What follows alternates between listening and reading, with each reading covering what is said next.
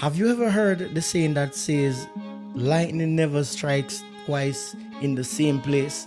Well, Jamaica's men 4x100 meter team that went to the world relays in Guangzhou, China, had something different to say about that theory. Lightning did strike twice in the same place. Very, very unfortunate situation for Jamaica's men. These races have not gone unnoticed by the track and field world, by the Jamaican fans. In fact, people are greatly disappointed and upset about the situation, and they are not mincing words. Now, let's talk about day one, where it started. So, the team of Rowan Watson, Johan Blake, Julian Fort, and Kishane Thompson went to the World Relays to represent Jamaica. The truth of the matter is that everybody got extremely excited, wanted to see this race, because some of the fastest men on the planet, or some of the fastest men in Jamaica, were on that team. We had the likes of Kishane Thompson, who is doing extremely well for himself. We have the legendary Johan Blake on the team, and we have Rowan Watson and Julian Fort backing things up. Apart from that, Johan Blake was a part of the world record breaking 4x100 meter team some years ago. So having a kind of setup like this, people were expecting a lot to come out of this. As a matter of fact, we were expected to qualify for the 4x100 meter in the World Championships down in September of this year. But quite unfortunately, that never happened.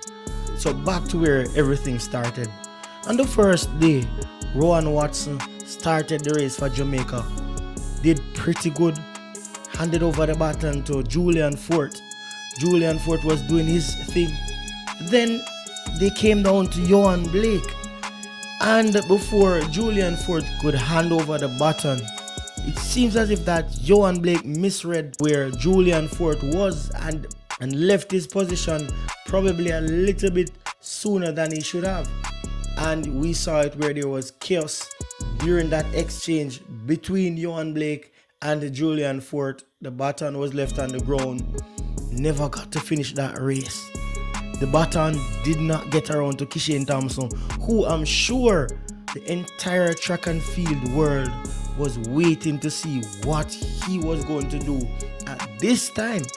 Because remember, earlier this season he was part of a relay team, and people were complaining that he looked really sluggish and he was overweight, and those kind of comments came. So everybody was looking to see where Kishane is at this point in time. Unfortunately, that never happened. Now, if we think that was bad, going over into day 2, Jamaica got a second chance to qualify for the World Championships, and on the same changeover between the second and the third leg, lightning struck again. This time it was not Johan Blake who was the problem, but before Julian Fort could hand over the baton to Johan Blake, disaster struck. He had to pull up out of the race. He tried so hard to hand the baton over to Johan Blake, but injury got the best of him and he just fell on the ground. Another disappointing day in the office for the Jamaicans. Now, many people are out there complaining bitterly. Many people are taking the Jamaican team to task for this. They are super upset, and there are various comments. People are even calling for Johan Blake to just walk away from the arena now and to call it a day. Now, for the first day, it definitely was a problem with Johan Blake, and people are saying that with his experience being a part of so many relay teams, he should have reacted better. He should have done a lot better with that opportunity. Some are saying that he should just give up his position, that somebody else who wants it more can step to the table. And I'm not one of those who think that's a fair position to take. But when I assess what is happening here, I definitely think that the Jamaican team has the talent, has the fireworks, that can do well out there. The sad part is that they were beaten by teams who we would consider not to be in the league of Jamaica. And that's what made it hurt so much. I personally don't think that there's a problem with the quality of the Jamaican team. But I think that sometimes there seems to be a problem with the confidence level that our sprinters are running with. These are some of the guys who can run well, who have run fast times in the past. So I think it's something to do with the confidence. Maybe the pressure was just a bit too much for them. But at this stage of the game, our athletes must be able to handle pressure. They must be able to run under any situation just as good as the other teams are doing. And the fact that we have superior sprinters, we should be at the top of these games.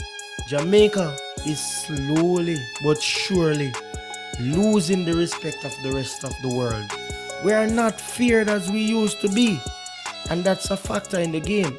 Once upon a time, when Team Jamaica walk onto a track, we are going to be the most feared team, and that in itself is a huge burden for the rest of the team. So automatically, we are going into the game with an advantage, and that is what is missing right now. So Jamaica must find back a solid position where we are considered a threat on the world stage.